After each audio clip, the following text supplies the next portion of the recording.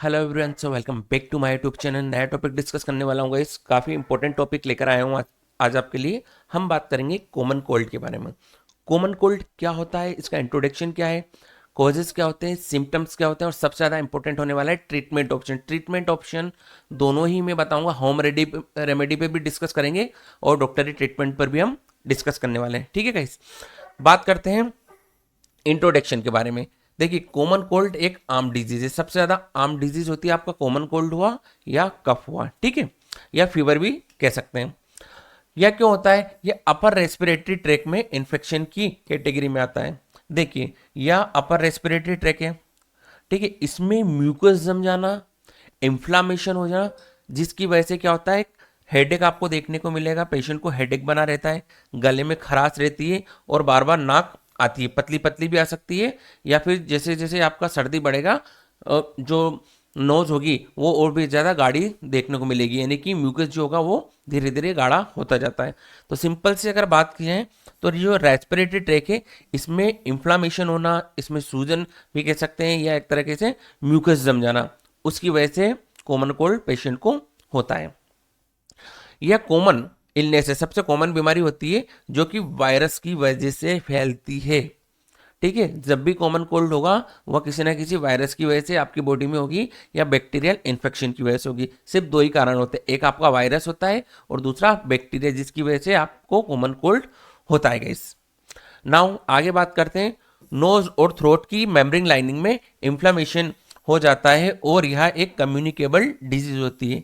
यहाँ एक अच्छा शब्द है, कम्युनिकेबल डिजीज। कम्युनिकेबल डिजीज मतलब एक दूसरे से ट्रांसफर होती है, यानी कि आपके फ्रेंड सर्कल में या फैमिली में किसी को है और आप उनके कांटेक्ट में आते हैं तो यह अब तक फैल सकता है। स्नीचिंग के माध्यम से फैल सकता है, या किसी चीज को आपने दिया, उस पर आपने छींका, ठीक है, स्निच किया, और वही चीज आपने सामने वालों को दिया, तो उसको जब टच किया तो उसके अंदर से वो वायरस अब तक फैल सकता है। ठीक है, तो कम्युनिकेबल डिजीज है जो एक दूसरे से ट्रांसफर होकर आप तक पहुंचती है। इस चीज का ध्यान रखें। तो घर में किसी को भी हो सर्दी खांसी हो तो उनसे थोड़ा सा दूरी बनाए रखेगा इस। नाउ अब बात करते हैं हम कोजेस ऑफ राइनो वायरस। इसके कारण क्या है? इसका सबसे ज्यादा इंपॉर्टेंट कारण होता है गाइस, सर्दियों के मौसम में देखा जाए कॉमन वायरस का राइनो वायरस। राइनो वायरस की वजह से सर्दी जुकाम देखने को मिलता है। बट क्या राइनो वायरस ही कॉज करता है? उसके अलावा भी कुछ वायरस होते हैं गाइस, जैसे कोरोना वायरस है। कोरोना के टाइम में आपने देखा होगा सर्दी खांसी काफी लोगों को हुआ है, ठीक है। कोरोना वायरस है, उसके बाद पेरा इन्फ्लुएंजा भी इसका कारण है, एडोनो वायरस भी है, एंट्रो वायरस भी है, और उसके अलावा जो रेस्पिरेटरी आपका ट्रैक होता है उसमें म्यूकस जम जाता है, ठीक है। म्यूकस जमने की वजह आप बार बार क्या करते हैं, स्निचिंग करते हैं, उसकी वजह से भी यहाँ एक दूसरे से ट्रांसफर होता है गाइस। यह ड्रॉपलेट इन्फेक्शन द्वारा फैला जाता है गाइस। आगे बात करते हैं वायरल इन्फेक्शन। क्या वायरस इन्फेक्शन ही इसका एक बड़ा कारण है? वायरस की वजह से हो रहा है? वायरस तो इसका कारण है ही सही, वायरस के अलावा बैक्टीरियल इन्फेक्शन भी एक बड़ा कारण होता है कॉमन कोल्ड के लिए, जो कोज करता है गाइस। ठीक है, वायरस तो आपको इन्फेक्ट कर ही रहा है, लेकिन वायरस के अलावा आपको बैक्टीरियल इन्फेक्शन की वजह से भी यह बीमारी देखने को मिल सकती है। तो दोनों चीजों का ध्यान रखें, कभी कभी कंपटीशन एग्जाम में भी पूछा जा सकता है गाइस। नाउ आगे चलते हैं। अब बात करते हैं sign and symptom. That means अब आप बोलेंगे कॉमन कोल्ड हुआ तो वैसे ही पता चल जाएगा। उसके अलावा भी कुछ चीजें होती है जो बच्चों में अलग होती है और अडल्ट में अलग होती है। बच्चों में फीवर देखने को मिल सकता है, ठीक है, बच्चे थके हुए रहते हैं। उसके अलावा स्नीचिंग बार बार होगी उनको, यानी कि छींके बार बार आएगी, लगातार भी आ सकती है, बढ़ भी सकती है, ठीक है। वॉमिटिंग भी बच्चों में देखने को मिल सकती है, छोटे बच्चों की बात कर रहा हूं मैं, ठीक है। तो बेसिक से 4-5 से रीजन होते हैं बच्चों में। वहीं अगर बड़े लोगों की बात करें तो उनमें नाक बहना, बार बार नाक बहना आएगी, ठीक है। पतली नाक भी हो सकती है, और जैसे जैसे समय बढ़ेगा म्यूकस जो होता है गाढ़ा होता जाता है गाइस, ठीक है। तो बड़े लोगों की बात करें तो नाक का बहना, उसके बाद नाक जाम हो जाएगी, नाक से आप सांस नहीं ले पाएंगे, जब सोएंगे तो उस टाइम एकदम से नाक आपकी बंद हो सकती है। ये बड़े लोगों की कॉमन डिजीज होती है गाइस। सांस लेने में तकलीफ हो सकती है, छींकने में आएगा बार बार, स्नीचिंग आपको बार बार बनी रहेगी, खांसी भी बनी रहेगी। देखिए, जब आपको सर्दी होती है तो सर्दी के बाद आपने देखा होगा कि कई बार पेशेंट को क्या होता है, कफिज्म में लगना है, यानी कि खांसी भी शुरू हो जाती है, गले में खराश बनी रहेगी बार बार, ठीक है, खाना, भूख ना लगना। जब आपको बार बार सर्दी खांसी होगी तो पेशेंट को क्या होता है, भूख भी नहीं लगेगी और बेचैनी सी बनी रहेगी।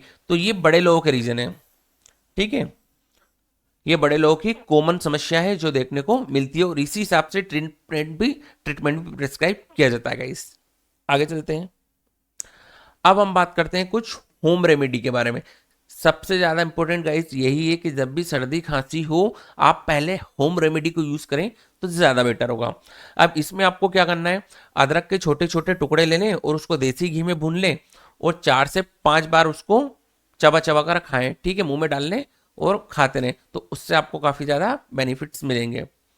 सेकंड नंबर पर बात करते हैं, अदरक, गुड़, तुलसी और काली मिर्च का काढ़ा बना लें, ठीक है, और उसको रात के सोते समय पिएं, तो उससे भी आपको काफ़ी ज़्यादा बेनिफिट होंगे।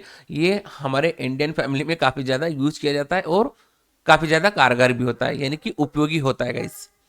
आगे बात करते हैं, अलसी देखा आपने, अलसी के जो बीज होते हैं उनको मोटा होने तक क्या कर ले, पानी में उबालें, ठीक है, उसके बाद नींबू के रस में शहद भी थोड़ा सा मिला लें और उसको पिए, तो उससे भी आपको बेनिफिट्स मिलेंगे। चौथे नंबर पर बात करते हैं, इसको गर्मियों में यूज कम करें तो अच्छा है गाइस, ये ठंड के लिए काफी अच्छा होता है। लहसुन को घी में भून लें, लहसुन ले उसको घी में थोड़ा सा भून लें और गरम गरम ही उसको चबा चबा कर खा लें, तो उससे भी आपको कॉमन कोल्ड में काफ़ी ज़्यादा बेनिफिट मिलेंगे। बट इसको थोड़ा सा आप ठंड के मौसम में करें तो ज़्यादा अच्छा होगा, गर्मी में अवॉइड करें, मच बेटर है।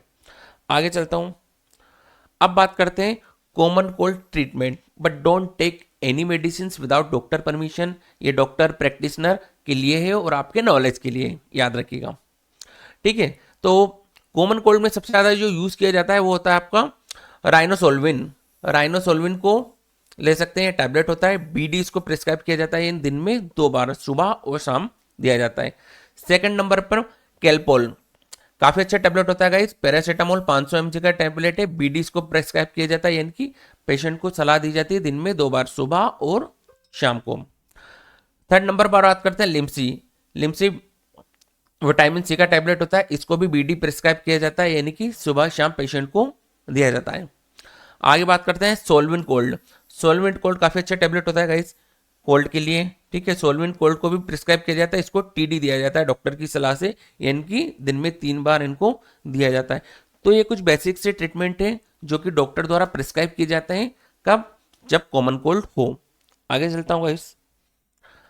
अगर फ्लू हो तो कॉमन कोल्ड तो आपका ठीक है, कॉमन कोल्ड में मैंने आपको बताया इससे ट्रीटमेंट क्या हो सकता है, लेकिन फ्लू की कंडीशंस में भी कुछ टैबलेट होती है, उनके बारे में जान लेते हैं, जैसे कि सोलविन कोल्ड, ठीक है, इसको भी प्रिस्क्राइब किया जाता है गाइस, टीडी। टीडी है मतलब दिन में 3 बार डॉक्टर की सलाह से इसको दिया जाता है।